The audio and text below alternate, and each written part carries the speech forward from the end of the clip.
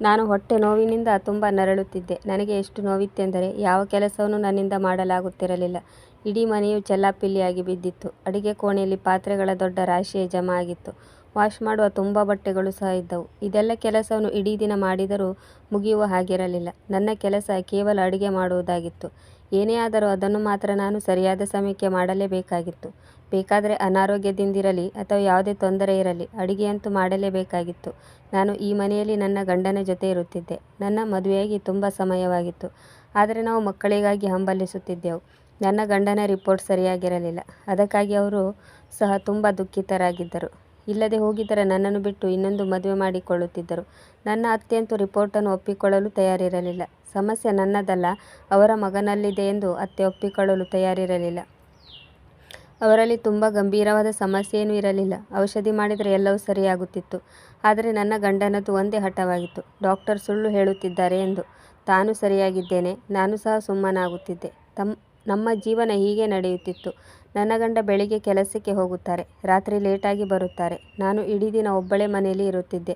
ಮನೆಗೆ ಬೇಕಾದ ಸಾಮಾನುಗಳನ್ನು ಸಹ ನಾನೇ ಸ್ವತಃ ತರಬೇಕಾಗಿತ್ತು. ನನ್ನ ಗಂಡ ಈ ರೀತಿಯ ಯಾವುದೇ ಕೆಲಸಗಳನ್ನು ಮಾಡುತ್ತಿರಲಿಲ್ಲ, ಏಕೆಂದರೆ ಅವರು ನನ್ನೊಂದಿಗೆ ಮಾತನಾಡುತ್ತಿರಲಿಲ್ಲ. ಅವರ ತಲೆಯಲ್ಲಿ ಏನು ಓಡುತ್ತಿದೆ ಎಂದು ನನಗೆ ಗೊತ್ತಾಗಲಿಲ್ಲ. ಅವರಿಗೆ ಏನು ಬೇಕು ಎಂದು ನನಗೆ ಇಂದಿನವರೆಗೂ ಅರ್ಥವಾಗಲಿಲ್ಲ. ಅವರು ತುಂಬ ಗಂಭೀರವಾಗಿರುತ್ತಿದ್ದರು. ತನ್ನ ರಹಸ್ಯವನ್ನು ಯಾರಿಗೂ ತಿಳಿಸಲು ಇಷ್ಟಪಡಲಿಲ್ಲ. ಬಹುಶಃ ತಮ್ಮ ಹೆಂಡತಿಯಲ್ಲೂ ಸಹ ತಮ್ಮಲ್ಲಿರುವ ದುಃಖವನ್ನು ಹೇಳಿಕೊಳ್ಳಲು ಮನಸ್ಸಿರಲಿಲ್ಲ ಅಂದುಕೊಂಡಿದ್ದೆ. ಮಕ್ಕಳಿಲ್ಲ ಎಂಬ ಕೊರಗಿನಿಂದ ಅವರು ತುಂಬ ಚಿಂತಿತರಾಗಿದ್ದಾರೆ ಎಂದು ನಾನು ಅಂದುಕೊಂಡಿದ್ದೆ. ಬಹುಶಃ ಅವರಿಗೆ ಒಳಗೊಳಗೆ ಅಪರಾಧಿ ಭಾವ ಕಾಡುತ್ತಿರಬಹುದು. ಆದರೆ ಇತ್ತೀಚೆಗೆ ಕೆಲವು ದಿನಗಳಿಂದ ನನ್ನ ಆರೋಗ್ಯ ಕೆಡತೊಡಗಿತ್ತು. ಮಕ್ಕಳ ಕೆಳಗೆ ನನಗೆ ವಿಚಿತ್ರ ನೋವು ಕಾಣಿಸಿಕೊಂಡಿತ್ತು. ಮೊದಮೊದಲು ಈ ನೋವು ಸ್ವಲ್ಪ ಕಡಿಮೆ ಪ್ರಮಾಣದಲ್ಲಿತ್ತು. ಹೋಗುತ್ತಿದ್ದಂತೆ ಇದು ಹೆಚ್ಚಾಗತೊಡಗಿತ್ತು. ಬೆಳಿಗ್ಗೆ ಸಮಯದಲ್ಲಿ ಅಷ್ಟೊಂದು ನೋವಾಗುತ್ತಿರಲಿಲ್ಲ. ಸಂಜೆಯಾಗುತ್ತಿದ್ದಂತೆ ನೋವಿನ ಪ್ರಮಾಣ ಹೆಚ್ಚಾಗುತ್ತಿತ್ತು. ಹಾಸಿಗೆಯಿಂದ ಎದ್ದೇಳಲು ಸಹ ಆಗುತ್ತಿರಲಿಲ್ಲ. 2-3 ಬಾರಿ ನನ್ನ ಗಂಡನಲ್ಲಿ ನನ್ನ ಆರೋಗ್ಯ ಕೆಟ್ಟಿರುವುದರ ಬಗ್ಗೆ ಹೇಳಿಕೊಂಡೆ. ಆದರೆ ಅವರು ನನ್ನ ಕಡೆ ಲಕ್ಷ್ಯ ವಹಿಸಲಿಲ್ಲ. ನಾನು ಸಹ ಸುಮ್ಮನಾಗಿ ನೋವನ್ನು ಸಹಿಸಿಕೊಂಡೆ. ಆದರೆ ಔಷಧಿಯನ್ನು ತೆಗೆದುಕೊಂಡಾಗ ನನಗೆ ಸ್ವಲ್ಪ ಆರಾಮವಾಗುತ್ತಿತ್ತು. ಆದರೆ ಮತ್ತೆ ಪುನಃ ನೋವು ಶುರುವಾಗುತ್ತಿತ್ತು. ನನಗೆ ಮಕ್ಕಳಿಲ್ಲ ಎಂಬ ಕೊರಗು ನನ್ನ ದೊಡ್ಡ ಚಿಂತೆಯಾಗಿತ್ತು. ಆದರೆ ನನ್ನ ಆರೋಗ್ಯ ಕೆಟ್ಟು ಹಾಸಿಗೆ ಹಿಡಿದರೆ ನನ್ನ ಬಗ್ಗೆ ಕಾಳಜಿ ವಹಿಸುವವರು ಯಾರೂ ಇರಲಿಲ್ಲ. ನನ್ನ ಗಂಡ ಹಾಸಿಗೆ ಹಿಡಿದರೆ ನಾನು ಅವರನ್ನು ಚೆನ್ನಾಗಿ ನೋಡಿಕೊಳ್ಳುತ್ತಿದ್ದೆ. ಆದರೆ ನನಗೆ ತಲೆನೋವು ಬಂದರೂ ಸಹ ನನಗೆ ನೀರು ಕೊಡುವವರು ಸಹ ಯಾರೂ ಇರಲಿಲ್ಲ. ಒಂದು ದಿನ ಆಕಸ್ಮಿಕವಾಗಿ ನನ್ನ ದೊಡ್ಡ ಅಕ್ಕ ಬಂದಳು. ಅವಳು ನಮ್ಮ ಯಾವುದೋ ಸಂಬಂಧಿಕರ ಮದುವೆಗೆ ಬಂದಿದ್ದಳು. ಮರಳಿ ಹೋಗುವಾಗ ನಮ್ಮ ಮನೆಗೆ ಬಂದಳು. ಅವಳು ನನ್ನನ್ನು ನೋಡಿ ತುಂಬ ಚಿಂತೆಗೊಳಗಾದಳು. ಸಂಜೆಯ ಸಮಯವಾಗಿತ್ತು. ನನಗೆ ನೋವು ತುಂಬ ಹೆಚ್ಚಾಗತೊಡಗಿತ್ತು. ಕೋಣೆಯ ಬಾಗಿಲು ಬಡಿದಾಗ ಎದ್ದು ಹೋಗಿ ಬಾಗಿಲು ತೆಗೆಯುವಷ್ಟು ಶಕ್ತಿ ಸಹ ನನಗೆ ಇರಲಿಲ್ಲ. ಆದರೆ ಸಂಜೆ ಹೊತ್ತಾದ್ದರಿಂದ ನನ್ನ ಗಂಡ ಬಂದಿರಬಹುದೆಂದು ಕಷ್ಟಪಟ್ಟು ಹೋಗಿ ಬಾಗಿಲು ತೆರೆದಾಗ ನನ್ನ ಕಣ್ಣ ಮುಂದೆ ನನ್ನ ದೊಡ್ಡ ಅಕ್ಕ ನಿಂತಿದ್ದಳು. ನನಗೆ ಖುಷಿಯಾಗುವುದರ ಜೊತೆಗೆ ಆಶ್ಚರ್ಯವಾಯಿತು. ಅಕ್ಕ ತುಂಬ ಹೊತ್ತಿನಿಂದ ಬೆಲ್ ಮಾಡುತ್ತಿದ್ದಳು. ತಕ್ಷಣ ಕೇಳಿದಳು, ನೀನು ಇಷ್ಟು ಹೊತ್ತಿನವರೆಗೆ ಬಾಗಿಲನ್ನು ಏಕೆ ತೆರೆಯಲಿಲ್ಲ? ನಾನು ಅವಳಿಗೆ ಶರ್ಬತ್ ನೀಡಿದೆ. ನನ್ನ ಎಲ್ಲ ಹರಿಕತೆಯನ್ನು ಹೇಳಿದೆ. ನೋವಿನಿಂದ ನನ್ನ ಮುಖ ಕಪ್ಪಿಟ್ಟಿದ್ದು ಅವಳಿಗೆ ಅರ್ಥವಾಯಿತು. ನನ್ನ ಎಲ್ಲ ಕಥೆಯನ್ನು ಕೇಳಿ ಅವಳು ಚಿಂತೆಗೊಳಗಾದಳು ಮತ್ತು ನನಗೆ ಹೇಳಿದಳು, ನಾನು ಅರ್ಜೆಂಟಾಗಿ ನಿನ್ನನ್ನು ನೋಡಿಕೊಂಡು ಹೋಗಲು ಬಂದಿದ್ದೇನೆ. ನನ್ನ ಟ್ರೈನ್ ಟಿಕೆಟ್ ಬುಕ್ ಆಗಿದೆ. ಎಂಥ ಪರಿಸ್ಥಿತಿಯಲ್ಲೂ ನಾನೀಗ ಹೊರಡಲೇಬೇಕು. ನನ್ನ ಸಂಸಾರವಿಲ್ಲದಿದ್ದರೆ ನಾನು ಅವಶ್ಯವಾಗಿ ಉಳಿಯುತ್ತಿದ್ದೆ. ನನ್ನ ಗಂಡ ನನಗಾಗಿ ಕಾಯುತ್ತಿರುತ್ತಾರೆ. ನಿನ್ನನ್ನು ಡಾಕ್ಟರ್ ಬಳಿ ಕರೆದುಕೊಂಡು ಹೋಗುತ್ತಿದ್ದೆ. ಆದರೆ ನಾನು ಅಸಹಾಯಕಳಾಗಿದ್ದೇನೆ. ನಾನು ಇಲ್ಲಿ ಉಳಿಯಲು ಸಾಧ್ಯವಿಲ್ಲ ಎಂದು ಹೇಳುತ್ತಾ ಅಕ್ಕನಿಗೆ ಮತ್ತೊಂದು ಉಪಾಯ ಹೊಳೆಯಿತು. ಅವಳ ಜೊತೆ ಅವಳ 14 ವರ್ಷದ ಮಗ ಪ್ರಣವ್ ಸಹ ಇದ್ದ. ಆಗ ಅಕ್ಕ ನನಗೆ ಹೇಳಿದಳು, ನಾನು ಪ್ರಣವ್ನನ್ನು ನಿನ್ನ ಬಳಿ ಬಿಟ್ಟು ಹೋಗುತ್ತಿದ್ದೇನೆ. ನೀನು ರಿಕ್ಷಾದಲ್ಲಿ ಇವನ ಜೊತೆ ಡಾಕ್ಟರ್ ಬಳಿಗೆ ಹೋಗು. ಇವನು ನಿನ್ನನ್ನು ಚೆನ್ನಾಗಿ ನೋಡಿಕೊಳ್ಳುತ್ತಾನೆ ಮತ್ತು ನಿನ್ನ ಕೆಲಸವನ್ನು ಮಾಡುತ್ತಾನೆ. ಈಗ ಇವನಿಗೆ ಏಪ್ರಿಲ್ ಮೇ ರಜೆ ಇದೆ.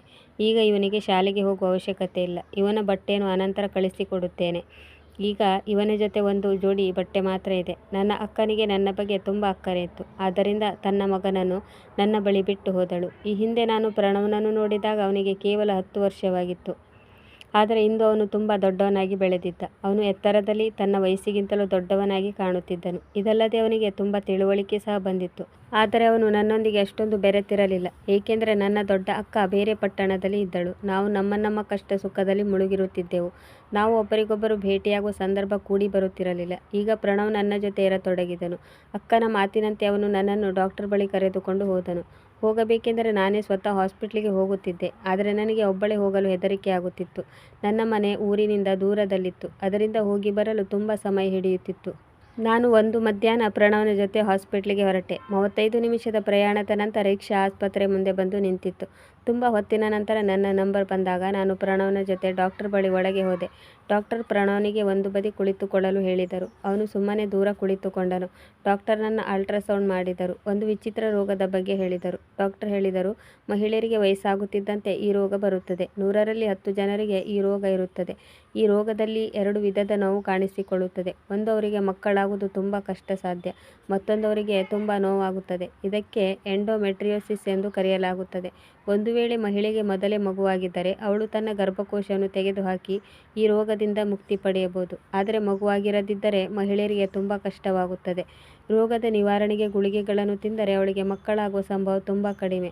ದಿನ ಕಳೆದಂತೆ ಕಡಿಮೆಯಾಗುತ್ತದೆ. ನಂತರ ಮಹಿಳೆಯು ಬಂಜೆಯಾಗುತ್ತಾಳೆ. ಅಂಥ ಹೆಂಗಸರಿಗೆ ಇರುವ ಒಂದೇ ಮಾರ್ಗವೆಂದರೆ ಆಪರೇಷನ್ ಮಾಡುವುದು. ಆಪರೇಷನ್ ಮೂಲಕ ರೋಗವನ್ನು ಕಡಿಮೆ ಮಾಡಲಾಗುತ್ತದೆ. ಮಹಿಳೆಯು ಈ ರೋಗದಿಂದ ಮುಕ್ತಿ ಪಡೆಯುತ್ತಾಳೆ. ಏಕೆಂದರೆ ನಿಮಗೆ ಮಕ್ಕಳಿಲ್ಲ. ಅದಕ್ಕಾಗಿ ನಿಮಗೆ ಮಾತ್ರೆಗಳನ್ನು ಕೊಡಲಾರೆ. ನೀವು ಆಪರೇಷನ್ ಮಾಡಿಸಿಕೊಳ್ಳಬೇಕಾಗುತ್ತದೆ. ಅದಕ್ಕಾಗಿ ನೀವು 1 ಲಕ್ಷ ಖರ್ಚು ಮಾಡಬೇಕು. ಅದನ್ನು ಕೌಂಟರ್ನಲ್ಲಿ ಜಮಾ ಮಾಡಿ ಆಪರೇಷನ್ ನಂತರ ದೇವರ ದಯೆಯಿಂದ ನಂತರ ಮಗು ಸಹ ಆಗಬಹುದು. ಈ ಒಂದು ವಿಷಯ ಕೇಳಿ ನನ್ನ ತಲೆ ತಿರುಗಿ ಹೋಯಿತು. ಬೆಲೆ ಏರಿಕೆಯಿಂದ ನಮ್ಮ ಹೊಟ್ಟೆ ತುಂಬಿಸಿಕೊಳ್ಳುವುದಕ್ಕೆ ಕಷ್ಟವಾಗುತ್ತಿದೆ. ಅಂದ ಮೇಲೆ ನಾವು 1 ಲಕ್ಷ ಎಲ್ಲಿಂದ ತರಬೇಕು? ನಾನು ಏನನ್ನೂ ಹೇಳದೆ ಸುಮ್ಮನೆ ಅಲ್ಲಿಂದ ಎದ್ದು ಹೊರಬಂದೆ. ನನಗೆ ಇರುವ ಎಲ್ಲ ದಾರಿಗಳು ಈಗ ಬಂದಾಗಿದ್ದವು. ನನ್ನ ನೋವಿನಿಂದ ನನಗೆ ತುಂಬ ಟೆನ್ಷನ್ ಆಗತೊಡಗಿತ್ತು. ಸಂಜೆ ನಾವು ಮನೆಗೆ ಮರಳಿ ಬಂದಾಗ ನಾನು ತುಂಬ ದುಃಖದಲ್ಲಿದ್ದೆ. ನನಗೆ ನೋವು ಸಹ ಹೆಚ್ಚಾಗಿತ್ತು. ಪ್ರಣವ್ನು ನನ್ನ ಪರಿಸ್ಥಿತಿಯನ್ನು ನೋಡಿ ನನ್ನಲ್ಲಿ ಹೇಳಿದನು, ನೀವು ಆರಾಮ್ ತೆಗೆದುಕೊಳ್ಳಿ, ನಾನು ನಿಮಗೆ ಔಷಧಿಯನ್ನು ನೀಡುತ್ತೇನೆ. ಪ್ರಣವ್ನು ನೋವಿನ ಮಾತ್ರೆ ಮತ್ತು ಕುಡಿಯಲು ನೀರನ್ನು ಕೊಟ್ಟರೆ ನಾನು ಹಾಗೆ ಮಲಗಿಕೊಂಡೆ. ಈಗ ನನ್ನ ತಲೆಯಲ್ಲಿ ಅಡುಗೆ ಮಾಡುವುದರ ಬಗ್ಗೆ ಮತ್ತು ಇತರ ಕೆಲಸಗಳ ಬಗ್ಗೆ ಯೋಚನೆ ಬರುತ್ತಿತ್ತು. ಎಷ್ಟು ನೋವಿದ್ದರೂ ಸಹ ನಾನು ಆರಾಮ್ ತೆಗೆದುಕೊಳ್ಳುವ ಹಾಗೆ ಇರಲಿಲ್ಲ. ಸಂಜೆಯ ಚಹಾ ಸಹ ಮಾಡಬೇಕಾಗಿತ್ತು. ನಾನು ಇದೇ ಯೋಚನೆಯಲ್ಲಿ ಮುಳುಗಿರುವಾಗ ಪ್ರಣವ್ನು ಚಹಾ ಕಪ್ ತೆಗೆದುಕೊಂಡು ನನ್ನ ಕೋಣೆಗೆ ಬಂದನು. ಅವನು ನನ್ನ ಮುಂದೆ ಚಹಾ ಇಟ್ಟನು ಮತ್ತು ಸುಮ್ಮನೆ ಅಲ್ಲಿಂದ ಹೊರಟು ಹೋದನು. ನಾನು ಚಹಾ ಕುಡಿದ ಮೇಲೆ ನನ್ನ ನೋವು ಸ್ವಲ್ಪ ನಿವಾರಣೆಯಾದಂತಾಯಿತು. ನಾನು ಮೊದಲು ಸಹ ಇದರ ಬಗ್ಗೆ ಕೇಳಿದೆ.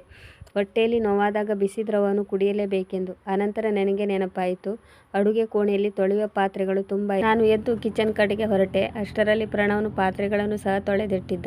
ನಾನು ಆಶ್ಚರ್ಯಚಕಿತಳಾಗಿ ಅವನ ಕಡೆ ನೋಡಿದೆ. ಆಗ ಪ್ರಣವ್ ಹೇಳಿದನು, ಇದೆಲ್ಲ ನನಗೆ ರೂಢಿ ಇದೆ. ನಾನು ಅಮ್ಮನ ಕೆಲಸವನ್ನು ಸಹ ಮಾಡುತ್ತೇನೆ. ನೀವು ಅಡುಗೆ ಮಾಡುವ ಅವಶ್ಯಕತೆ ಇಲ್ಲ. ನನಗೆ ಹಣ ನೀಡಿ, ನಾನು ಹೋಟೆಲ್ನಿಂದ ಊಟವನ್ನು ತರುತ್ತೇನೆ. ಪ್ರಣವ್ನ ಎಲ್ಲ ಮಾತುಗಳು ನನ್ನನ್ನು ಆಶ್ಚರ್ಯಚಕಿತಳನ್ನಾಗಿ ಮಾಡಿದವು. ಇಷ್ಟೊಂದು ಚಿಕ್ಕ ಹುಡುಗ ತುಂಬ ತಿಳುವಳಿಕೆಯುಳ್ಳವನಾಗಿದ್ದ. ಅವನು 20ರಿಂದ 22 ವರ್ಷದವನಾಗಿ ಯೋಚನೆ ಮಾಡುತ್ತಿದ್ದನು. ಕೆಲವೊಂದು ಮಕ್ಕಳು ಚಿಕ್ಕವರಿದ್ದಾಗಲೇ ತುಂಬ ತಿಳುವಳಿಕೆ ಉಳ್ಳವರಾಗಿರುತ್ತಾರೆ. ಪ್ರಣವ್ನು ಸಹ ಅವರಲ್ಲಿ ಒಬ್ಬನಾಗಿದ್ದ. ಆಗ ನಾನು ಹೇಳಿದೆ, ಬೇಡ, ನನ್ನ ಗಂಡನಿಗೆ ಹೋಟೆಲ್ ಊಟ ಇಷ್ಟವಾಗುವುದಿಲ್ಲ. ಎಷ್ಟೇ ಕಷ್ಟವಾದರೂ ನಾನು ಮನೆಯಲ್ಲೇ ಅಡುಗೆ ಮಾಡಬೇಕು. ನೀನು ಕೇವಲ ನನಗೆ ಸಾಮಾನುಗಳನ್ನು ತಂದುಕೊಡು. ನಾನು ಅವನಿಗೆ ಹಣವನ್ನು ನೀಡಿದೆ. ಅವನು ಸಾಮಾನುಗಳನ್ನು ತರಲು ಹೊರಟು ಹೋದನು. ಸ್ವಲ್ಪ ಹೊತ್ತಿನಲ್ಲಿ ಅವನು ಮರಳಿ ಬಂದಾಗ ನಾನು ಸಾಮಾನುಗಳನ್ನು ಚೆಕ್ ಮಾಡಿದೆ. ಎಲ್ಲವನ್ನೂ ತಂದಿದ್ದನು.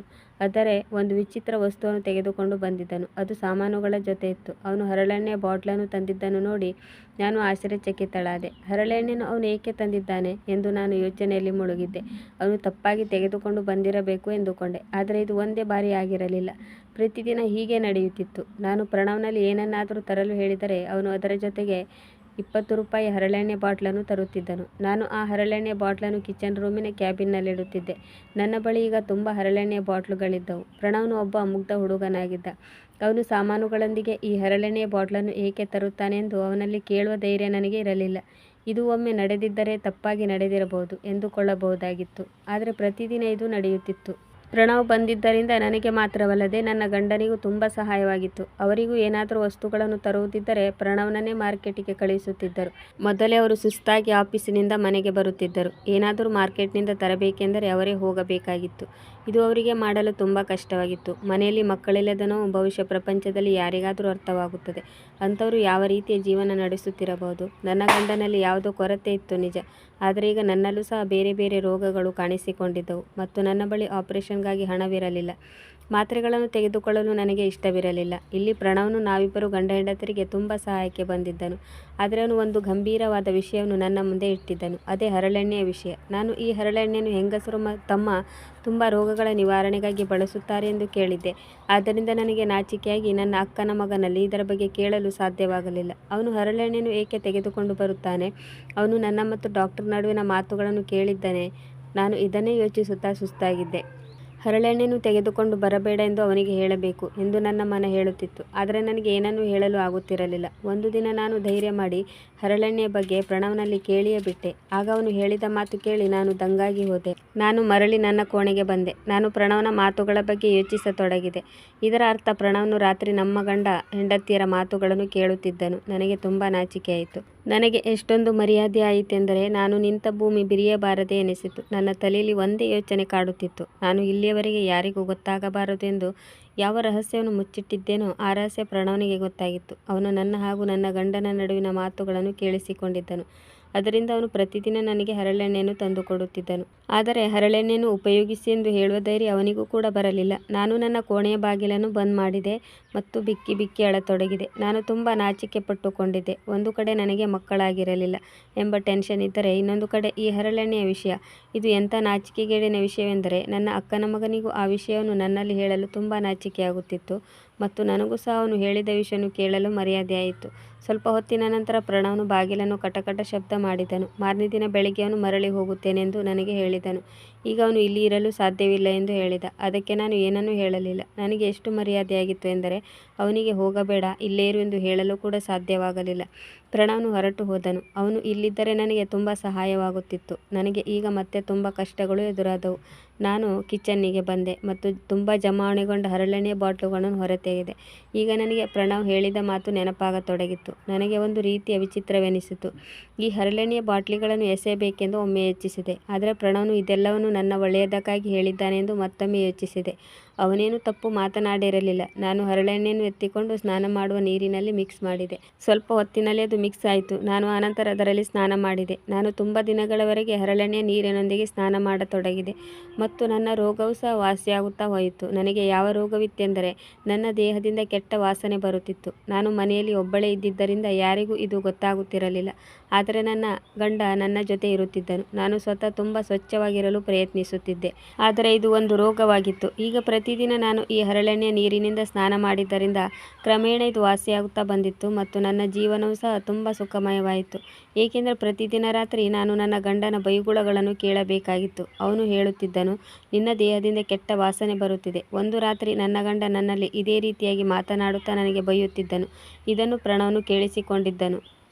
ಇದಾದ ಮೇಲೆ ಅವನು ಪ್ರತಿದಿನ ಹರಳೆಣ್ಣೆಯನ್ನು ತರಲು ಶುರು ಮಾಡಿದ್ದನು. ಏಕೆಂದರೆ ನಾನು ಹರಳೆಣ್ಣೆಯಿಂದ ಸ್ನಾನ ಮಾಡಿ ಈ ರೋಗದಿಂದ ಮುಕ್ತಿಯಾಗಲಿ ಎಂದು ಅವನ ಆಸೆಯಾಗಿತ್ತು. ಪ್ರಣವ್ನು ಹೇಳಿದ್ದನು. ಅವನ ಗೆಳೆಯನಿಗೂ ಸಹ ಇದೇ ರೋಗವಿತ್ತು. ಅವನು ಪ್ರತಿದಿನ ಸ್ನಾನ ಮಾಡುತ್ತಿದ್ದರೂ ಸಹ ಅವನ ದೇಹದ ಕೆಟ್ಟ ವಾಸನೆ ಹೋಗುತ್ತಿರಲಿಲ್ಲ. ಅವನ ಜೀವನವೇ ಹಾಳಾಗಿ ಹೋಗಿತ್ತು. ಅವನು ಗೆಳೆಯರ ಮಧ್ಯದಲ್ಲಿ ಕುಳಿತುಕೊಳ್ಳಲು ನಾಚಿಕೆ ಪಟ್ಟುಕೊಳ್ಳುತ್ತಿದ್ದ. ನಾವು ಗೆಳೆಯರೆಲ್ಲ ಅವನಿಂದ ತುಂಬ ದೂರ ಇರುತ್ತಿದ್ದೆವು.